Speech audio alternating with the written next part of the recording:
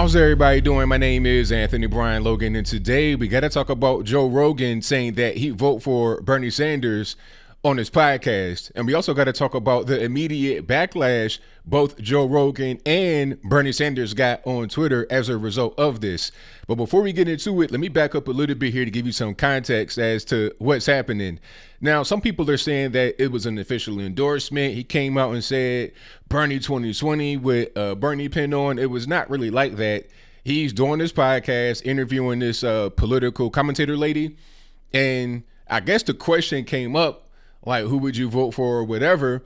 And he said, well, I'd probably vote for Bernie Sanders, you know, in the primary, I suppose, and also in a general election if he were able to win the nomination. Bernie Sanders quoted what he said and put a video on Twitter, and I'll place that screenshot on the screen before you. So this is kind of an acceptance of a sort of endorsement. You understand? Because I can't really call it an endorsement because it was not like came out there, like I said, Bernie pin on, Bernie flag. It wasn't like that, but it could be seen as an endorsement. You're a very powerful figure, an important person. Joe Rogan is. Some may think that he's not really important, but he is. The Joe Rogan podcast and Joe Rogan as a person, as a public figure, has a very big influence. So when he goes on this podcast and says, I'm going to vote for Bernie Sanders, that means a lot, but we'll move on. It's seen as an endorsement, and then Bernie Sanders accepts what seems to be an endorsement. Now, as you may know, Joe Rogan is not the leftist, how can I say, ideal person to be. You understand? Nowadays, the left has gone so far to the left. If you have any ideas that are not pro-feminist, pro-LGBT, pro-communism, basically, then you are a right-wing Nazi, this, that, and the third. So, of course, you have old tweets from Joe Rogan coming out talking about anti-trans, anti-feminist, anti-this, anti-that, anti-things that the far leftist people in the mainstream media and the Twitterazzi, the blue check mafia, these things they are totally just appalled by that he believes in. Okay, so there's an outrage against Joe Rogan because of that. Now, this is really kind of productive, in my humble opinion. If you're on the left, it's some free advice for you. You need to be more of a big tent. And it's crazy that I'm saying that the left needs to be more of a big tent and the right has a bigger tent than they do. Because on the left, it's kind of, how can I say, it's kind of confusing if you're not really involved with politics like that. You may think that the left are the big tent party because of the kind of people that they want around them as far as how they look. They want diverse people, but the diversity they desire is only skin deep, quite literally. They want you to look differently, but they don't want you to really behave differently. They want you to all be the same. You can only be maybe gay or straight, and that's it. And if you're straight, you might get attacked by people that are gay for not necessarily being gay. If you're on the far left, regular everyday normies that happen to be gay, straight, black, white, whatever, they're not really into that. They just kind of want to live their life and live in peace. And that's pretty much all there is to it. But when you go to the left, you got to fit into these really tiny boxes in order to appease them. If you don't fit into the tiny boxes, and you're pretty much X'd out of the party. And that's what's happening right now to Joe Rogan. Now, some on the right may be confused at this. They may think that Joe Rogan is our guy. He's on our side because, like some of the leftists were able to discover maybe for the first time on Twitter, is that Joe Rogan has a lot of different people on his podcast.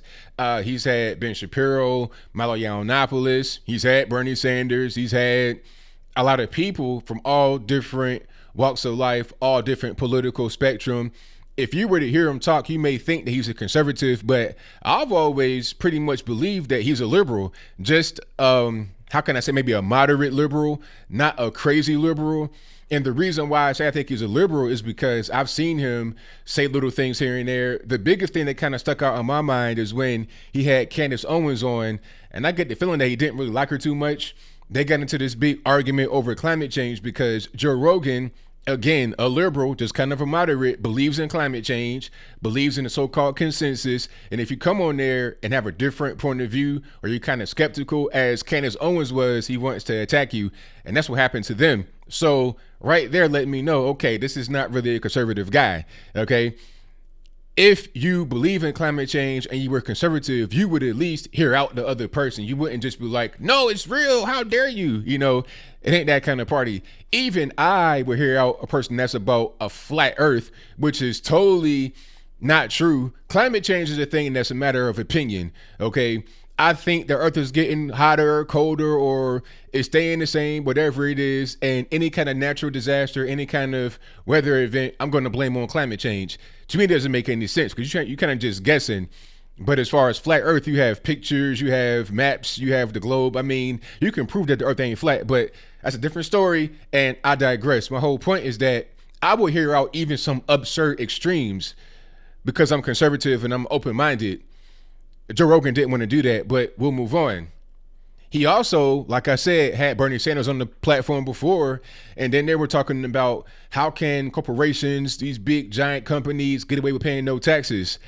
And I'm like, come on, Joe. Like, I know you know better than that. I know that you know, or at least you should know, that if you're a corporation, you don't just pay federal income tax. That's not the extent of your tax liability. Okay, Amazon may pay zero in federal income tax, but their tax liability is extremely high. You're talking about into the billions of dollars per year. So let's not act like they don't pay any taxes. But maybe, like I said, Joe Rogan's on the left. He may believe that Amazon pays zero in taxes, although that's totally just not true. It's a leftist talking point that is meant to confuse the average normie that does not understand business, that does not understand tax liability, and all the taxes that an Amazon and other big companies like that must pay. But I'll move on. My whole point is that Joe Rogan is seen as a conservative by many, although he's not really like that. And those that are on the left are especially skittish of a person that could be on the right coming into their movement, although he's on their side. Okay. Like I said, they got to become more big tent. They can't have all these little purity tests that most people can't pass except for a select few. If they want to do that, they may be able to win some local elections by preying on the ignorance of people in that particular community, or preying on their fear of being rejected by the community for not voting a certain way, or just, you know, just peer pressure on their brain. Okay, like LA, New York, Chicago, etc. But when you go to the national election and for the president, things change. So they're not going to be able to succeed anymore with this particular point of view and line of thinking. But hey, for us on the right, it makes us have an easier job of being able to win the 2020 general election for the president of the USA. But I think I'll leave that right there for now. And what say you? Do you think that Joe Rogan is a leftist? If that's your viewpoint, let me know why in the comments below. Is he on the right? If that's your viewpoint, let me know why in the comments below. Left, right, center, whatever. How do you feel about the left's response to him?